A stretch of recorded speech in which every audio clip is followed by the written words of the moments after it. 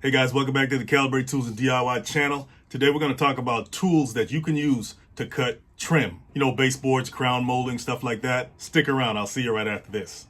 You know, one of the best gifts you can give that special someone in your life, especially if they're a DIY tool lover like myself, is a household toolkit for those small jobs, or a picture hanging tool for the decorator in them. You can find all those over at calibrate.com, including our newly added gift set tool bags and gift boxes with all the goodies in them. Head on over to calibrate.com and grab yours today while supplies last. Links in the description.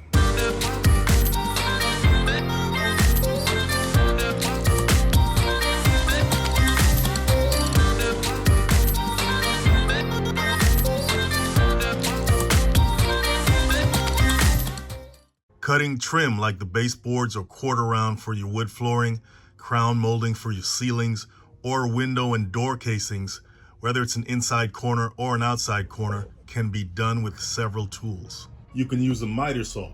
The first thing you want to do is set the miter saw to 45 degrees because you want to get those 90-degree corners. So you have to cut your molding at 45 degrees for each leg of the angle, which is pretty much two pieces of molding coming together to create that 90-degree angle. So I got some different molding designs right here, like that one. Goes just like that. This is a regular quarter round right here. This one has a little bit more flair to it, a little bit more intricate design on this one. You can use it for crown molding or floor molding as well. It's a bigger piece of quarter round here. There's another nice design. Got that one there, and this one is pretty basic right here. So let's go ahead and set our angle on our miter saw. I'm gonna set it to 45, and all you gotta do is read the miter table right here. It tells you what degrees you can put it on. So we're gonna set it to 45 going that way. Okay, so what we have to do is loosen the tension on the swivel here so we can swing this all the way to the other end, to the 45-degree mark right here. So we're gonna loosen the tension on the swivel. Then we wanna squeeze this lever underneath up while we hold onto it and then swing it over.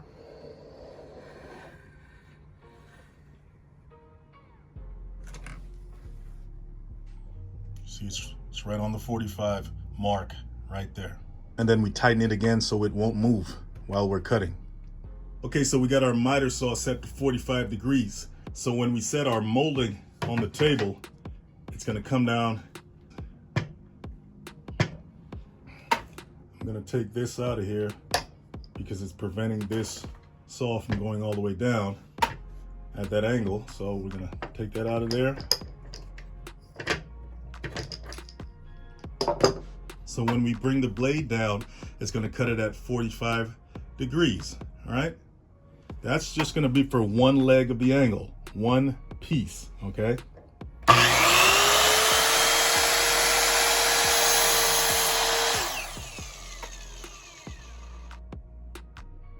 Okay, so that's just for one side, but we have to cut the other side, and we can't cut it at the same angle that it's on right now. We have to swing the miter table all the way to the other end at this 45 back here, okay? So all you gotta do is loosen this, squeeze the lever up. And by the way, guys, there's a lock on this lever which will allow you to let it go. It'll stay in the up position and you can just swing it all the way over. And if you want to unlock this lever, just do this. And now it's unlocked. See that 45 right there? That's where you want it to land. And you can tighten this back up. Now we can cut the other 45.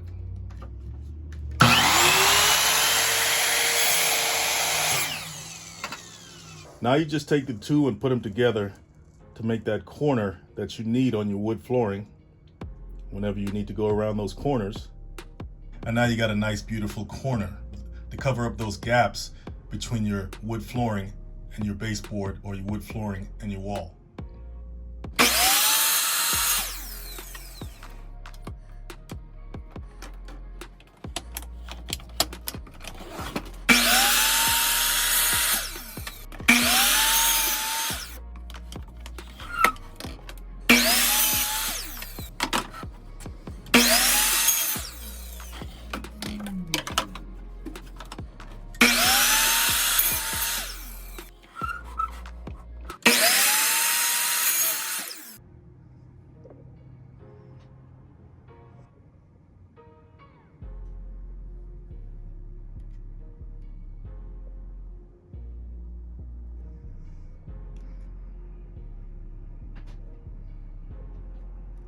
All right, guys, don't forget to hit that like and subscribe button. You can also use a miter box as well.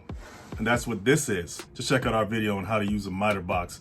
It'll tell you all about how to use this thing. Basically, it has these slots in there, and all those slots represent different angles. This is the 90-degree angle. This is a 22.5-degree angle, and this is a 45-degree angle, okay? And you have these slots on both sides, right? So what you want to do is you want to take your material, for example, this piece of quarter round, and you want to place it in the miter box, like that. Then you have these things right here. They have an oval shape to them, and it's not circular. There's an oval shape. This is circular because it goes in these slots down here.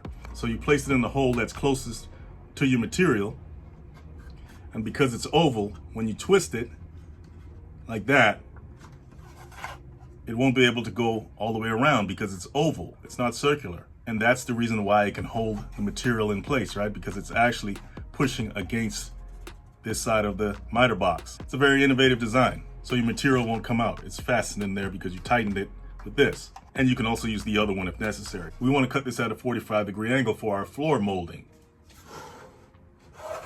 So you just take your saw, you line it up on the 45-degree slot, this one and the one in the back, right there. And you just cut.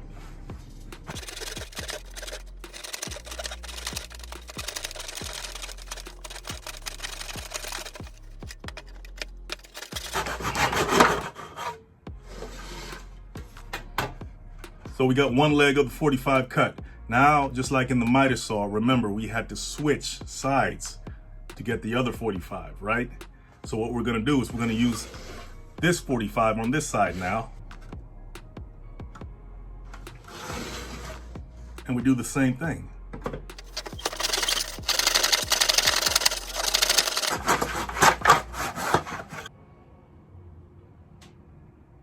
Now, quarter round is made of engineered wood, softwood, hardwood, even extruded plastic. It's even flexible to an extent, right?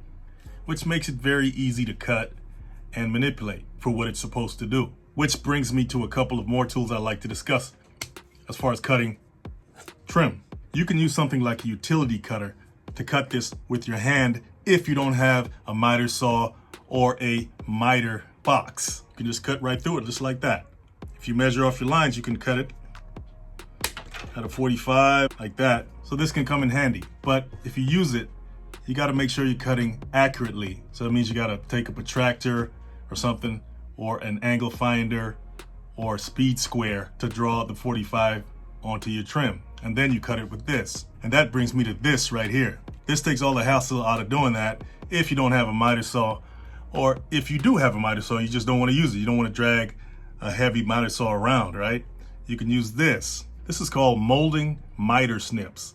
And if you look at the surface of this right here on that side as well, it has these lines, and all those lines represent different angles. This bottom line here is a 45-degree angle, okay? Because that's a common angle. Then above that, you got 60, 75, all the way up to 90, which is right here, in case you want to make a 90-degree cut. So it has a little latch here, just like on this one.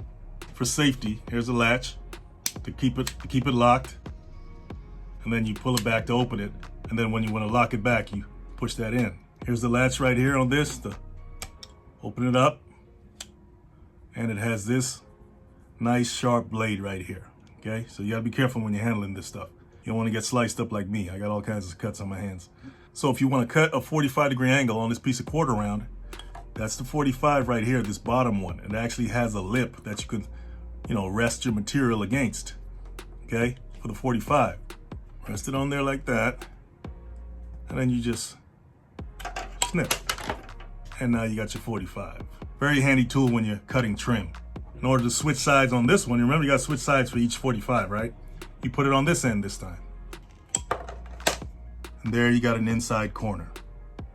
These miter snips are pretty handy, aren't they? You don't have to drag all that heavy equipment around. So guys, hit that like and subscribe button if you appreciate the content, and go to calibrate.com, check out what we got. Great way to support the channel, and I'll see you next time.